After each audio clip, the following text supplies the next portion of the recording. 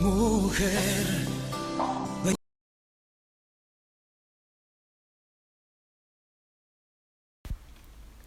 Hola amigos, vengan a escuchar una historia que nos incumbe a todos, en una tierra mágica y llena de vida, con un rey que implementó nuevas medidas y modificaciones, tanto políticas, económicas y administrativas, con el objetivo de la modernización económica y política, además del abandono del Estado descentralizado de Habsburgo. Una historia para otro día. Todo comienza a mediados del siglo XVIII. Sí, acérquense y escuchen, pero pongan muchísima atención. Todo comienza cuando un rey de nombre Carlos el Político III o Carlos de Borbón, quien cansado de todo lo que Maximiliano... ¡Ey! Yo no hice nada. Tranqui, Maxi, tú no. Fue un Maximiliano diferente y peor. Créeme. Pero como decía, todo comienza con el rey Carlos. Bueno, en realidad no comienza con él, pero sí fue quien influyó más. Estaba cansado de todo lo que Maximiliano de Habsburgo hizo en Hispanoamérica para llevarla a ser la Nueva España, que comenzaron ahí una serie de cambios. Sí, primero comenzó con la secularización de las parroquias. Deja de interrumpirme. Perdón, pero es cierto, cariño. Continúa. Cuando Carlos III llegó al poder en 1759, la secularización de los curatos seguía siendo uno de los objetivos de la política real. No en balde, este monarca aspiraba a ver canonizado al obispo Palafox. Precisamente, por dar un ejemplo, durante su reinado se efectuó el proceso de secularización de la parroquia dominicana de la Candelaria en Tacubaya en 1763. Un punto que merece ser comentado es el que atañe a las lenguas indígenas, es decir, el dominio que debían tener los párrocos de los idiomas nativos, para poder cumplir mejor su ministerio. Si bien se ha visto que durante la primera mitad del siglo XVII, el propio obispo Palafox usó como pretexto esta política lingüística para exigir la salida de los religiosos de sus curatos en la diócesis poblana porque, según él, los frailes no cumplían con este requisito. Claro, por lo menos no se presentaron al examen de lengua que les pretendía aplicar. Ya para el siglo XVIII, puede verse claramente que esta situación es muy distinta. Me refiero a que en esta ocasión, los religiosos usaron como argumento para objetar el cumplimiento de la orden de secularizar sus parroquias. El hecho de que los sacerdotes diocesanos no conocían las lenguas indias, eso los incapacitaba para comunicarse con sus feligreses, ocasionando, según los que los naturales volvieran a sus antiguas supersticiones e idolatrías. Sin embargo, el virrey Revillagigedo llegó a afirmar que a los indios el cambio de los religiosos por seculares les sería sumamente benéfico, porque se verían obligados a aprender el idioma castellano, lo cual ayudaría, supuestamente, a sacarlos de la miseria y rudeza en que se les ha dejado vivir por tantos años, reteniendo con sus lenguas sus antiguas supersticiones y barbaridad. Por último, dadas las características que envolvieron los diversos procesos de secularización en la Nueva España, me atrevería a suponer que en general estas medidas obedecieron más a razones de tipo político que económico.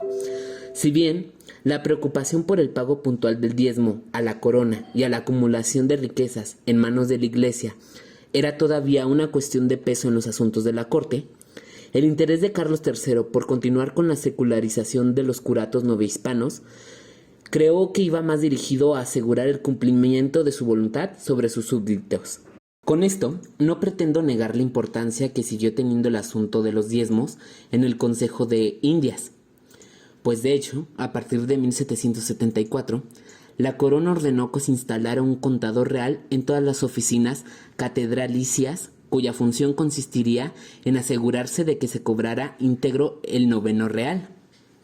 Posteriormente, en diciembre de 1786, en las ordenanzas que implantaron al sistema de intendencias en la Nueva España, se estipulaba que una junta del diezmo sería establecida en cada diócesis encabezada por el intendente local como vicepatrón de la iglesia.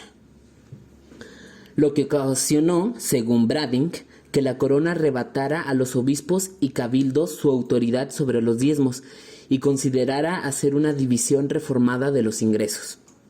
Aunque estas medidas encontraron siempre fuerte resistencia por parte de la jerarquía católica del Arzobispado de México e inclusive fueron revocadas en sesión plenaria del Consejo de Indias en 1792, en adelante, la burocracia borbónica buscaría medios alternos para obtener ingresos adicionales de esta fuente para las arcas reales.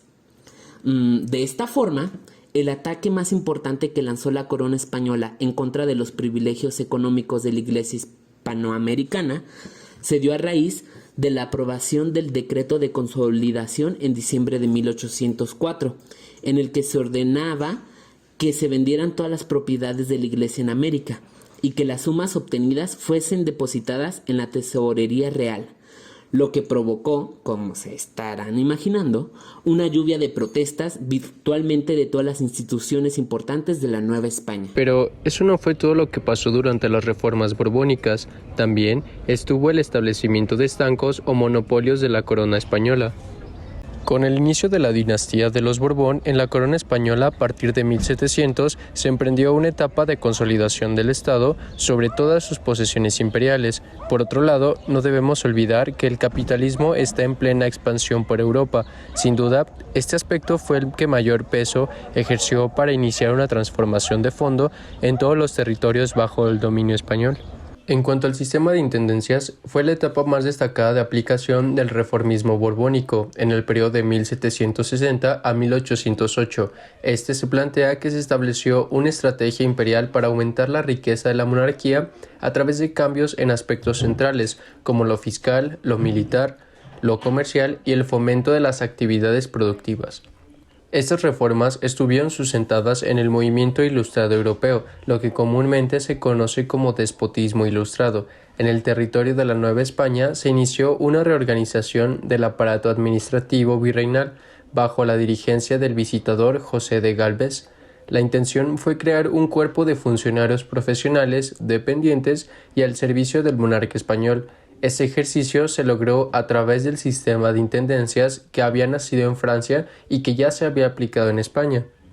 Para tal propósito, el gobierno recuperó el control político sobre el territorio novohispano a través del desplazamiento de quienes controlaban la real administración. La política fue dirigida para sustituir a los alcaldes y corregidores que acaparaban las decisiones y formas de proceder. También fueron consideradas, ante entonces de las reformas, las autoridades novohispanas involucradas en más procesos de corrupción. Estos funcionarios no recibían un sueldo como tal, sino que hacían llegar ciertas remuneraciones por el manejo de las ventas de los productos que circulaban. Eso les permitió mantener una cierta autonomía de la corona. Desde lo económico se crearon los monopolios para proteger los intereses del rey y aumentar sus ingresos. El proceso de monopolización estaba dirigido a la producción y comercialización de ciertos productos, tales como el tabaco. Uno de ellos se les nombraba monopolización de los estancos, lo cual es la conceptualización que trataremos a detalle. En este contexto, la planta de tabaco y su consumo, en ello existía un estudio de la planta del mismo, en el cual coinciden que es originaria del continente americano y que su uso, hasta entonces de la llegada de los europeos, estuvo asociado a aspectos religiosos y ceremoniales. Este se sitúa al Caribe como la zona de origen. En este contexto, existió un debate de estancar o no el consumo de tabaco como una alternativa recaudatoria. El primer experimento de controlar y obtener provecho del tabaco lo encontramos en un decreto real emitido el 28 de diciembre de 1636 por el rey Felipe IV. Presionado por los problemas financieros, estableció el estanco en los reinos de Castilla y León. Las constantes guerras imperiales requerían un financiamiento constante que se obtuvo de las colonias americanas. Uno de los conflictos más costosos fue la Guerra de los 30 años. La corona entró en una severa crisis económica y una de sus acciones fue discutir en las Cortes de 1632 la posibilidad de encontrar el estanco de recursos para financiar su guerra. Ante las necesidades se pensó en el sistema de arrendamiento como forma de controlar la solanácea. Ahora bien, el estanco del tabaco funcionó como una estrategia política y administrativa en la Nueva España a finales del siglo XVIII. Desde el siglo XVI hasta avanzada la segunda mitad del siglo XVIII, el consumo de tabaco se puede considerar como libre. En un primer momento se trataba de autoconsumo.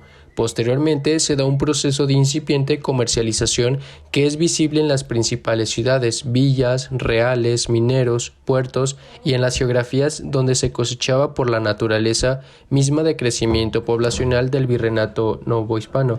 Finalmente, se optó por un proceso de desplazamiento de los talleres y cigarrerías artesanales en la Nueva España a finales del siglo XVIII.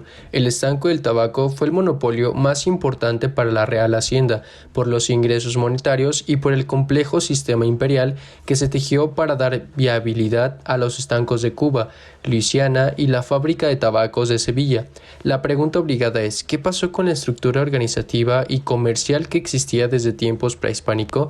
Es ingenuo e impreciso pensar que el éxito del estanco del tabaco en la Nueva España se debió exclusivamente a las reformas borbónicas y al control y manejo de las políticas administrativas, ya que de esta forma se aprovechó una estructura existente de rutas comerciales, espacios de siembra, conocimientos de manufactura y manejo, y, desde luego, las habilidades individuales y los espacios de talleres y cigarrerías que mantuvieron el abasto del amplio mercado del consumo de tabaco en la Nueva España, esto antes del establecimiento del estanco a finales del siglo XVIII. El reformismo Borbón cambió la dinámica de funcionamiento y control. Para ello fue necesario un cambio significativo, desplazar a los funcionarios. En ello se planteó un primer desplazamiento sobre grupos y corporaciones que controlaban el mundo del tabacalero.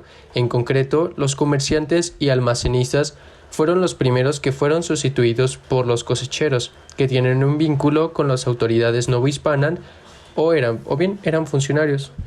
Por otra parte, las fábricas reales se utilizaron como una estrategia ilustrada para la apropiación de utilidades de los talleres y cigarrerías. El desplazamiento más significativo fue el de los talleres y cigarrerías por las fábricas reales a partir de 1769, en regiones específicas del Virreinato de la Nueva España. ¿A qué se debió y qué implicaciones representaron las fábricas tabaceleras? Desde el siglo XVII, la élite criolla, terratenientes, comerciantes y clero habían logrado consolidarse con el poder político y económico y distanciarse de España para establecer una relación comercial con las otras posesiones americanas. Esta parcial independencia representó una disminución de los recursos monetarios remitidos a la metrópoli. Debido a esto, las reformas fueron pensadas y diseñadas para retomar el poder político y desplazar a esa élite que controlaba la vida política y económica en el mundo novohispano. El sistema de intendencias, que es político y administrativo, desplazó a los funcionarios tales como alcaldes y corregidores sin sueldo fijo, por funcionarios españoles, los cuales eran intendentes leales al rey y con un sueldo determinado. En este contexto, las fábricas tabaceleras se iniciaron como parte del proyecto económico que buscó la apropiación del excedente que producían los talleres de tabaco. Este fue uno de los retos más significativos de la administración porque implicaba el control, dominio y sometimiento de miles de artesanos a espacios centralizados y vigilados. Dicho esto, en 1764 se formalizó el estanco del tabaco en la Nueva España y en sus inicios solo consistió en el control de la siembra y no en la elaboración y venta. 5 años más tarde, y de acuerdo con el sistema monopólico, el gobierno español autorizó la creación de 6 fábricas reales en las principales ciudades del virreinato, tales como México, Puebla, Querétaro, Guadalajara, Oaxaca y Orizaba. Su función fue manufacturar todos los tabacos y puros necesarios para cubrir el amplio mercado del consumo. La de México fue la más grande e importante y la primera que se construyó en 1769, considerada como la empresa más desarrollada de la época y la que más empleos generaba. Sí, sí lo recuerdo. Pues también se cerraron las milicias de la Nueva España. En esos años gobernaba en Nueva España el virrey Joaquín Juan de Montserrat, Marqués de Cruillas. Además, se organizaron nuevos cuerpos militares o corporaciones que se colocaron en aspectos estratégicos y en el camino a Ciudad de México. Con el envío de militares peninsulares se empezó la reestructuración y planeación defensiva en Nueva España. Para financiar este batallón se inventaron contribuciones especiales sobre la comercialización de bebidas alcohólicas, de sacarosa y piloncillo, de lana y pieles. Mientras tanto, que los hacendados tenían la obligación de conceder caballos y remontes y otras colectas públicas sufragaban el precio del entrenamiento y equipo, según el historiador Joseph Hefter. Ha sido así como empezó a surgir, a finales del siglo XVIII, una casta de militares criollos y mestizos, con distinción de varias unidades expedicionarias provenientes de la península ibérica. Tras firmarse el bienestar entre Gran Bretaña y España en 1763, el marqués de Criullas solicitó autorización al monarca Carlos III para seguir con la organización del batallón realista. Por lo anterior, alcanzó la Nueva España, perteneciente de la localidad. El teniente coronel Juan de Villalba, junto con personal militar para conformar a los cuadros de dicha nueva fuerza, desde aquel instante se inventaron unidades urbanas y provinciales, que con el paso del tiempo, además, se integraron por criollos y mestizos, aun cuando con oficialidad peninsular. Ay, Nojas, eres bien rara, de veras, contigo. Pues para serle sincero, mi parte favorita es la expulsión de los jesuitas. ¿A quién no le encanta? Se dice que el día 2 de abril de 1767 los jesuitas fueron expulsados de España, de madrugada, imagínense el frío, y a la misma hora la fuerza pública entró en todos sus conventos y fueron trasladados a barcos que los llevarían a Italia. Entre el 2 de julio de 1767 y el 22 de agosto de 1768, aproximadamente 250 años, también fueron expulsados de las colonias españolas en América. El motivo oficial por el que el rey Carlos III, según recuerdo, tomó la decisión a propuesta de su ministro Campomanes fue el hecho de haber propiciado el denominado Motín de Esquilache en 1776, en el que murieron 40 civiles bajo las balas de la Guardia Real. La causa aparente de este levantamiento popular fue la aprobación de un decreto que prohibía el uso de capa y del sombrero del ala ancha para evitar esconder armas y productos de contrabando.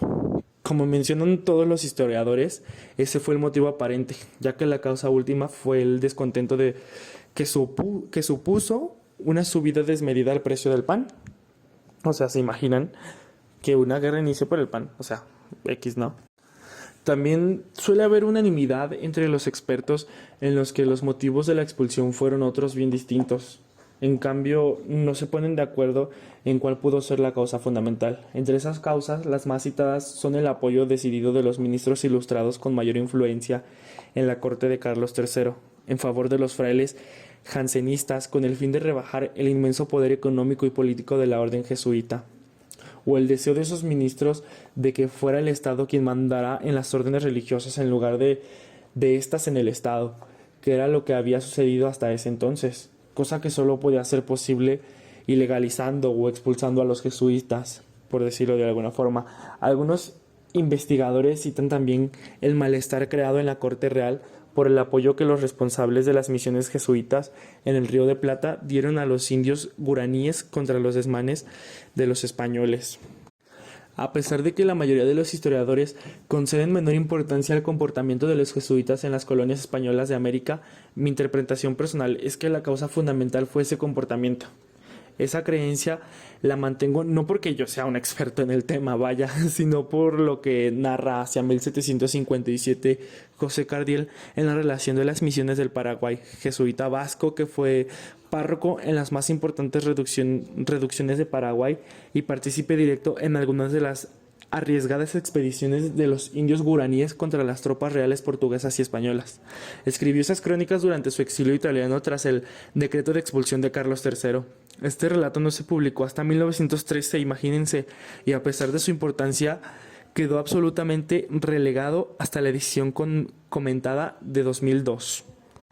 Aunque en el Tratado de Tordesillas, firmado por los reyes de Portugal y de España en 1494, quedaban bien claros los límites de la conquista de ambos países en el sur de Brasil, las tropas portuguesas jamás lo respetaron, y los reyes españoles hicieron poco para exigir ese respeto, lo que originó centenares de refriegas entre los indígenas y las tropas portuguesas, siempre con resultado desfavorable para los aborígenes.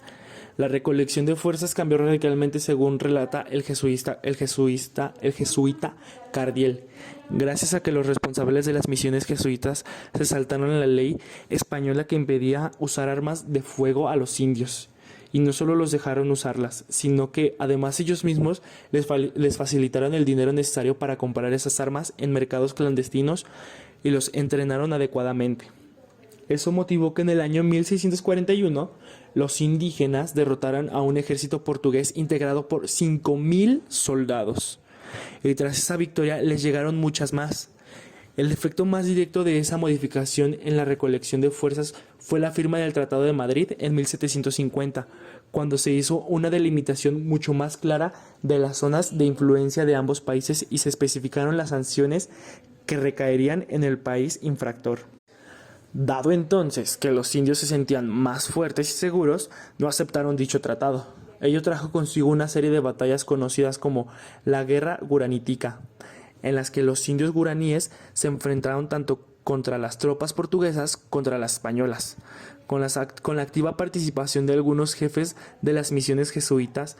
Según el padre Cardiel, esa guerra fue el germen de la lucha posteriores que tuvieron como objetivo conseguir la independencia de las colonias americanas, cosa que sucedió unos años más tarde.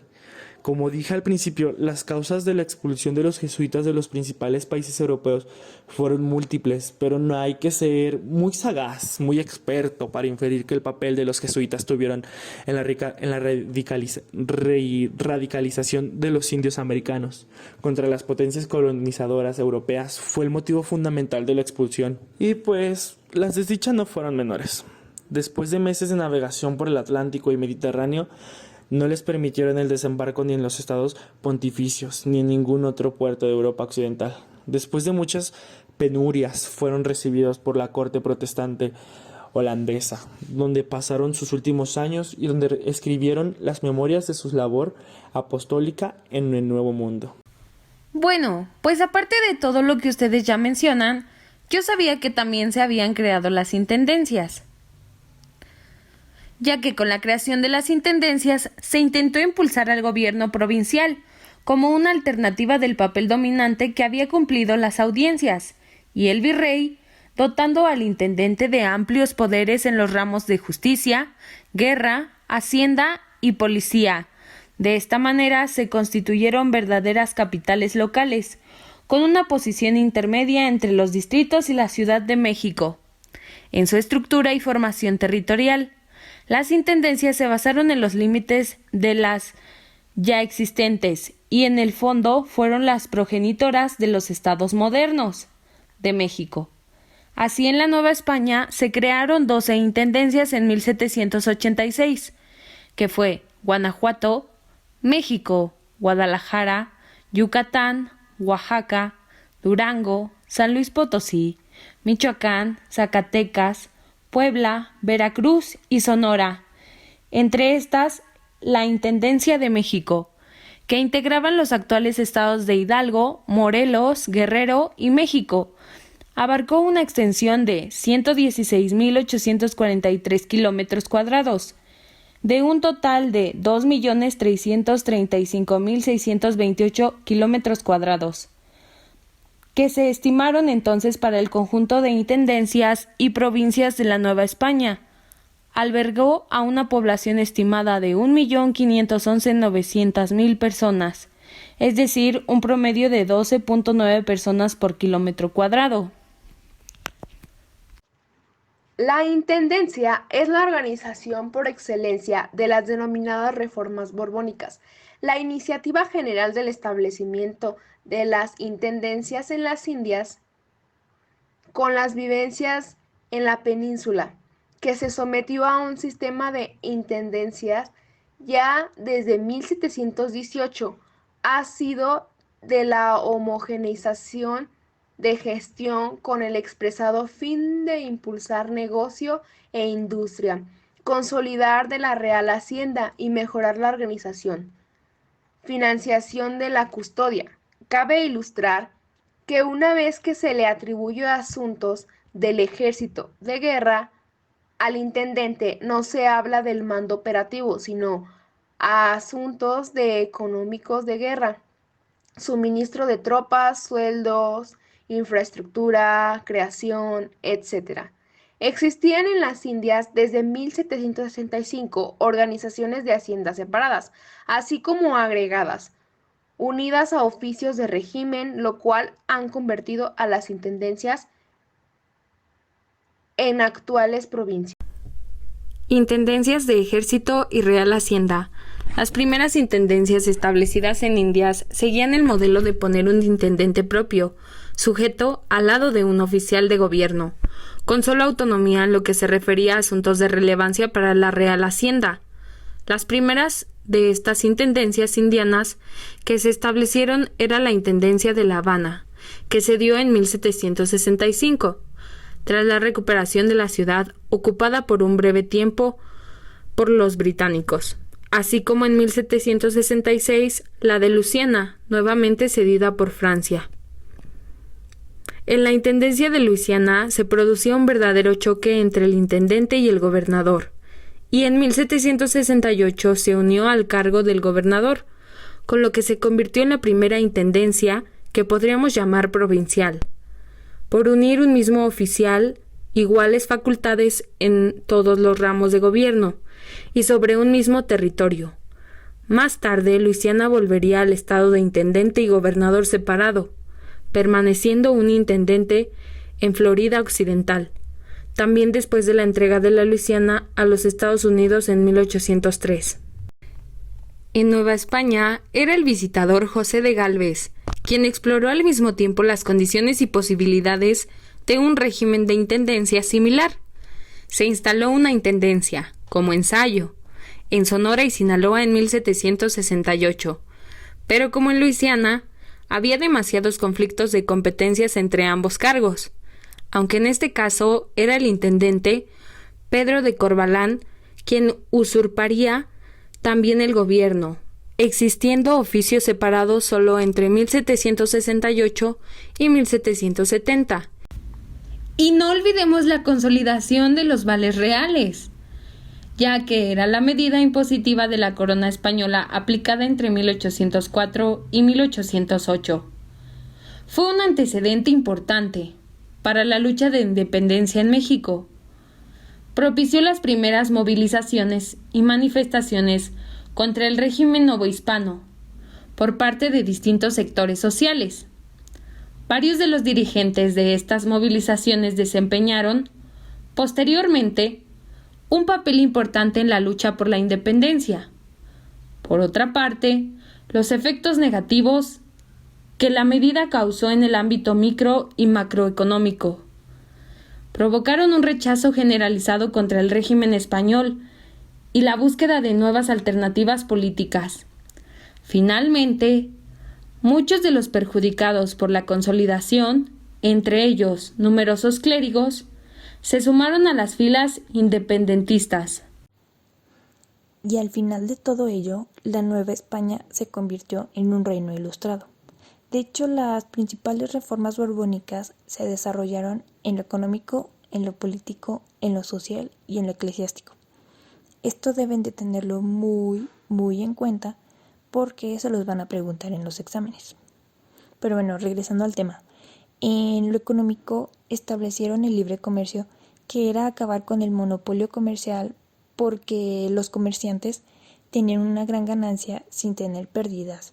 Y esto afectaba muchísimo a la corona por lo mismo de que ellos no tenían ganancias. De hecho, aquí también hubo creaciones de aduanas y de nuevos impuestos, así como el incremento de los ya existentes. En lo político hubo creaciones de intendencia por... ¡Ay Dios! Se me fue el nombre de este muchacho. José Gálvez. reemplazando los corregimientos por órdenes de Carlos III. Pasando a la parte social, generó resistencia el incremento de la tributación y también se restableció el predominio de los peninsulares sobre los criollos.